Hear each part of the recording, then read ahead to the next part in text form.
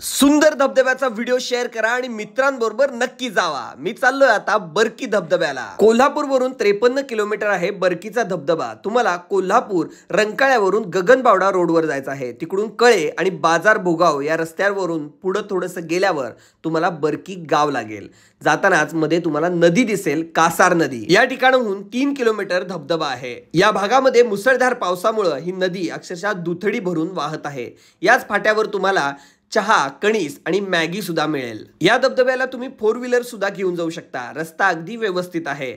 20 रुपयाचं कणीस आणि 10 रुपयाचा चहा मी पिला। खूपच मस्त। पावसामध्ये उभारून चहा पिण्याची मजा काय वेगळीच। या पुलावरून पुढे गेल्यानंतर तुम्हाला बरकी गाव लागतं। या ठिकाणी जेवणाची सोय होऊ शकते। दिलेल्या नंबरवर कॉल करून अधिकची माहिती घ्या। त्यानंतर धबधबे दिसायला चालू होतात आणि आपण पार्किंगच्या ठिकाणी पोहोचतो। इथं पार्किंगसाठी 2 व्हीलरला 10 रुपये घेतले जातात। धबधब्याच्या जवळ तुम्ही बोटीनेही जाऊ शकता। त्यासाठी तुम्हाला 100 रुपये चार्ज पडतो। जाता येता माणशी। रस्ता घसरडा आहे। चांगली चप्पल किंवा बूट घालून जावा, कारण की बऱ्याच जणांचे तुटलेले मला दिसले। त्या ठिकाणी कमान दिसते। या ठिकाणी वन विभाग सक्रिय आहे। माणशी 10 रुपये आत जाण्यासाठी तिकीट घेतलं जातं आणि इथून पुढे थरारक प्रवास चालू होतो। रेलिंग लावलेला आहे, पण दगड मोठी आहेत। दोन्ही बाजूनी घनदाट जंगल आणि हा प्रवास। जाताना आपल्याला पक्ष्यांचे, प्राण्यांचे आवाज येत असतात आणि पाण्याची खळखळ सुद्धा।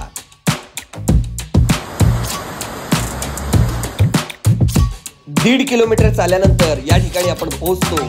पण हा नजारा बघून अक्षरशः डोळ्याचं पारणं फिटतं।